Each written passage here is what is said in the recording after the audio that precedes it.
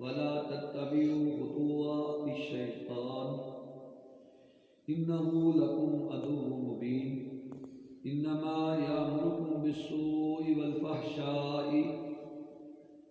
وان تقولوا علی اللہ ما لا تعلمون صدق اللہ العظیم۔ اللہ تبارک و تعالیٰ نے قرآن کریم کے سورۃ بقرہ میں دوسری مرتبہ لوگوں کو مخاطب ہو کر فرمایا۔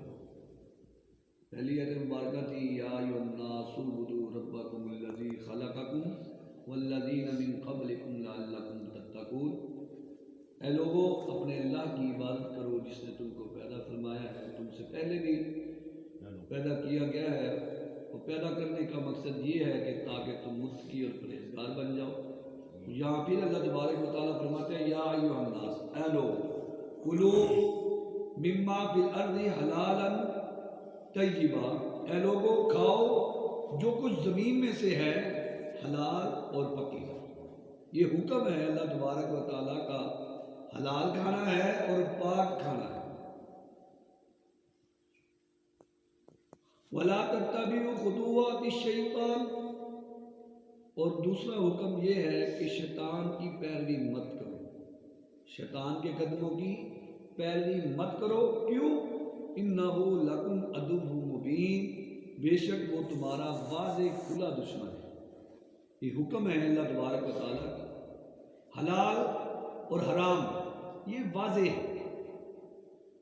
ہم لوگوں نے شبے میں کچھ چیزوں کو ملا لیا ہے کہ بھئی پتہ نہیں چلتا یہ حلال ہے کہ حرام ہے، اور اللہ کے پیغمبر علیہ السلام کا اس کے بارے میں بھی فرمان ہے جس میں تمہیں شبہ محسوس ہو اس کو چھوڑ دو، شبے والی چیزوں کو چھوڑ دو، یہ تمہارے لیے بچنا بہتر ہے۔ اور جو رزق حلال نہیں کھاتا اس کا کوئی عمل ہی نہیں، کیونکہ نبی اکرم صلی اللہ علیہ وسلم فرماتے ہیں جو جسم حلال چھوڑ کر حرام کی کمائی سے پلا ہو اور وہ جسم کوئی بھی عمل کرے وہ اللہ کے ہاں قابل قبول ہے، وہ ظاہری حلال ہو، وہ کسی قسم کا بھی حلال اور حرام میں تمیز نہ ہو۔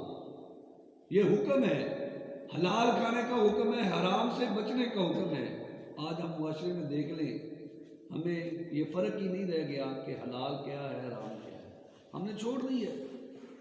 ہم مسلمانوں کی حالت یہ ہے، نہ ہم حلال میں فرق کرتے ہیں نہ ہم حرام پہ فرق کرتے ہیں، ہمیں تو صرف مال کی ضرورت ہے، مال آنا چاہیے جیسے بھی آئے۔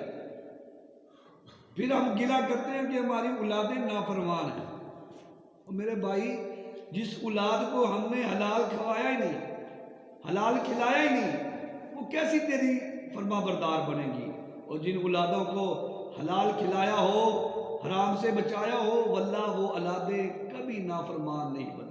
ہم نے دیکھا ہے معاشرے میں، تھوڑا کھلایا حلال کھلایا وہ بڑے بڑے علماء بنے ہیں، بڑے بڑے دین کے دائی بنے ہیں، بڑے بڑے والدین کے فرما بردار بنے ہیں۔ وہ ایسے لوگ ہیں جن کو والدین نے فراوانی سے پالا، عیش و عیاشی سے پالا، ان کی ہر خواہشات کو پورا کیا، ان کی ہر ضروریات کو پورا کیا۔ ان اولادوں کو دیکھا ہے والدین کو گالی نکالتے ہوئے، والدین کو گھر سے نکالتے ہوئے، والدین کی گستاخی کرتے ہوئے، والدین کو ذلیل و رسوا کرتے ہوئے۔ معاملہ کیا ہے کہ ہم نے، یہ ایک عجیب بات ہے، بندہ کماتا ہے، میں کماتا ہوں، میں نے حساب دینا ہے، کھانا کسی اور دے، کھائیں گے اور حساب مجھے دینا پڑے گا، مجھ سے پوچھا جائے گا کیا کمایا ہے، کہاں سے کمایا ہے، کہاں خرچ کیا ہے۔ عجیب قسمت ہے نا، عجیب مال کی مصیبت ہے۔ حلال و حرام کی جب ہم تمیز نہیں کریں گے وہ ہمارے لیے مصیبت ہے۔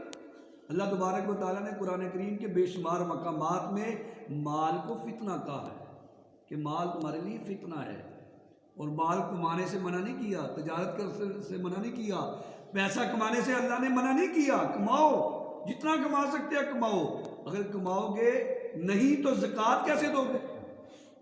اگر مال کمانے سے منع ہوتا، مال کمانا برا ہوتا تو پھر زکوٰۃ کا تو معاملہ ہی فوت ہو جاتا۔ کمانے سے منع نہیں کیا، تجارت کرنے سے منع نہیں کیا، منع کیا ہے کہ اس مال کے نشے میں حلال و حرام کو مت بھول جانا۔ اور یہی لوگوں کو مخاطب ہو کر فرمایا، اے لوگوں کھاؤ جو کچھ زمین میں ہے حلال اور پکیزہ، یعنی جو حلال ہیں ان کو حلال رکھو، جو حرام ہیں ان سے اپنے آپ کو بچا لو۔ اور دوسری آیت مبارکہ میں اللہ تبارک و تعالیٰ نے بدعت سے محفوظ کیا ہے۔ دوسرے حکم میں ہم تو سمجھتے ہیں کہ شیطان کی پیروی، شیطان کے تو بے شمار کام ہیں، بے حیائی کی طرف بھی لاتا ہے، قرآنی کی طرف بھی لے کر آتا ہے، فحاشی کی طرف بھی لے کر آتا ہے۔ اور شیطان، ابو سفیان ثوری رحمۃ اللہ علیہ فرماتے ہیں، شیطان زنا کرنے سے خوش نہیں ہوتا، چوری ڈکیٹی کرنے سے خوش نہیں ہوتا، بڑے بڑے گناہوں سے خوش نہیں ہوتا، جتنا شیطان بندے کے مسلمان کے بدعت کرنے سے خوش ہوتا ہے۔ اس کو پتہ ہے چوری کر لی کبھی توبہ کر لے گا، زنا کیا کبھی توبہ کر لے گا، کوئی برا گناہ کیا توبہ کر لے گا۔ جب انسان بدعات کی طرف جائے گا وہ کبھی توبہ کرنے کی اس کو توفیق نہیں ملے گی، وہ بدعتی انداز میں مر جائے گا۔ اور بدعت ایسی بری چیز ہے، اماں جی عائشہ صدیقہ رضی اللہ تعالیٰ فرماتی ہیں، نبی اکرم صلی اللہ علیہ وسلم نے فرمایا، جس نے کسی بدعتی کا ساتھ دیا، بدعت کی نہیں، بدعت کرنا تو بہت بڑا گناہ ہے، جس نے کسی بدعتی کی معاونت کی، بدعتی کا ساتھ دیا، اس نے اسلام کو ڈھانے کا اس کا ساتھ دیا، اسلام کو مٹانے کا ساتھ دیا۔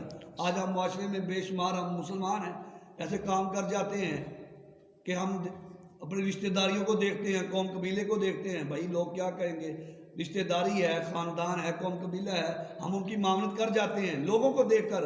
میرے بھائیوں، اماں جی فرماتی ہیں، نبی اکرم صلی اللہ علیہ وسلم نے فرمایا، جس نے کسی بدعتی کا ساتھ دیا اس نے اسلام کو ڈھونے کا اس کا ساتھ دے دیا۔ جیسے وہ بدعتی اسلام کو ڈھاتا ہے، اسلام کو مٹانے والا کام ہے بدعت ایجاد کرنا، اور بدعت بہت برا عمل ہے۔ اور اللہ تبارک و تعالیٰ نے بدعت کرنے والوں کے بارے میں فرمایا، وَلَا تَتَّبِعُوا خُطُوَاتِ الشَّيْطَانِ، یہ شیطان کے قدمیں ہیں، شیطان کے قدموں سے اپنے آپ کو محفوظ کر لو، اِنَّهُ لَكُمْ عَدُوٌّ مُبِينٌ، وہ تو تمہارا واضح دشمن ہے۔ پہلے بتا دیے، ابو سفیان ثوری فرماتے ہیں، شیطان کسی بڑے گناہ سے خوش نہیں ہوتا جتنا خوش ہوتا ہے بدعت کرنے سے۔ اس کو پتہ ہے دوسرے گناہ واضح ہیں، ہر بندے کو پتہ ہے برا گناہ ہے، کبھی اللہ توفیق دے تو توبہ کر لیتا ہے، لیکن جب انسان بدعت کرتا ہے اسے پتہ ہے یہ نیکی ہے، یہ ثواب ہے، ہر چپتی چیز کو وہ سونا سمجھ بیٹھا ہے، اس کو توبہ کی توفیق بہت کم ملتی ہے۔ اور اگلی آیت مبارکہ میں اللہ تبارک و تعالیٰ نے تیسرا حکم دیا، انما یامرکم بالسوء والفحشاء، لوگوں جو شیطان ہے وہ تمہیں حکم دیتا ہے کہ برائی کی طرف، شیطان تمہیں حکم دیتا ہے فحاشی کی طرف، یعنی جو بھی برے کام ہیں، جو بھی بے حیائی والے کام ہیں، برے کام ہیں، جو حد سے تجاوز کرنے والے ہیں، یہ شیطان کی طرف سے ہیں، شیطان کے راستے ہیں۔ شیطان نے تو اللہ سے مہلت مانگی تھی، اللہ تو نے مجھے دھتکار دیا ہے، مردود قرار دیا، مجھے مہلت بھی دے۔ اللہ نے فرمایا کیا چاہتا ہے، کہتا مجھے مہلت دے، جس انسان کی وجہ سے میں دھتکارا گیا ہوں، جس انسان کی وجہ سے میں مردود کہلایا گیا ہوں، میں اسی انسان کو بہکاؤں گا۔ تو اللہ نے کہا جا، جو میرے ہوں گے وہ میرے رہیں گے، جو تیرے ہوں گے وہ تیرے ہوں گے، جو میری بات کو اپنائیں گے وہ رحمان والے بن جائیں گے، جو شیطان کی بات کو اپنائیں گے وہ شیطان والے بن جائیں گے۔ یہ شیطان نے اسی وقت اللہ سے وعدہ کیا تھا کہ میں تیرے ہی انسانوں سے، جس انسان کی وجہ سے مجھے اتنی ذلت دیکھنی پڑی ہے، اسی انسان کو میں بہکاؤں گا۔ تو اللہ تبارک و تعالیٰ نے قرآن کریم میں خبردار کیا، لوگو شیطان تو تمہارا واضح دشمن ہے، یہ تو تم کو برائی اور بے حیائی اور آنے کی طرف دعوت دیتا ہے، حکم دیتا ہے۔ اور آگے اللہ تبارک و تعالیٰ نے ایک اور بات کی، وَأَن تَقُولُوا عَلَى اللَّهِ مَا لَا تَعْلَمُونَ، یہ تو تم کہتا ہے، یہ تو اللہ نے کہا، ان تقولوا علی اللہ ما لا تعلمون، شیطان تو تمہیں اللہ کی طرف نسبت دیتا ہے، یہ بھی اللہ کا فرمان ہے، یہ بھی قرآن کا فرمان ہے، یہ بھی حدیث کا فرمان ہے، کر گزرو۔ یعنی اس سے اشارہ کیا ہے کہ تم تحقیق کیا کرو، پتہ کیا ہے دیکھا کرو، یہ اللہ کا فرمان ہے، محمد رسول اللہ صلی اللہ علیہ وسلم کی حدیث ہے۔ ہم تحقیق کی طرف نہیں جاتے، ہم کہہ دیتے ہیں جب تحقیق کا معاملہ آتا ہے ہم کہہ دیتے ہیں ہم تو جاہل ہیں، ہمیں کیا علم۔ اور میرے بھائی، جب بیٹی کا رشتہ کرنا ہوتا ہے ہم بڑی پیڑھیوں کو دیکھتے ہیں، بڑی تحقیقات کرتے ہیں کہ بیٹی کا رشتہ کرنا ہے، بیٹے کا رشتہ کرنا ہے، بڑی تحقیقات کرتے ہیں۔ جب کاروبار تجارت لین دین کا کرتے ہیں اس وقت بھی بڑی چھان بین کرتے ہیں، بڑی تحقیقات کرتے ہیں۔ وہ بھائی دین کو ایسا سمجھا کہ جب دین کا معاملہ آئے تو ہم جاہل بن جاتے ہیں، لا علم بن جاتے ہیں کہ ہمیں پتہ ہی نہیں۔ جب دین کی بات آئے تو اس کی تحقیق کرنی چاہیے، سوال پوچھنا چاہیے۔ اللہ کا حکم ہے، قرآن کا حکم ہے، نبی اکرم صلی اللہ علیہ وسلم کا حکم ہے کہ جو تمہیں سمجھ نہ آئے، جن میں تمہیں شک شبہ ہو، اس کے بارے میں اہل ذکر سے، اہل دین سے، اہل اسلام والوں سے پوچھ لیا کرو تاکہ وہ تمہاری رہنمائی کرے۔ اللہ پاک سے دعا ہے کہ اللہ پاک سمجھ کر عمل کی توفیق عطا فرمائے۔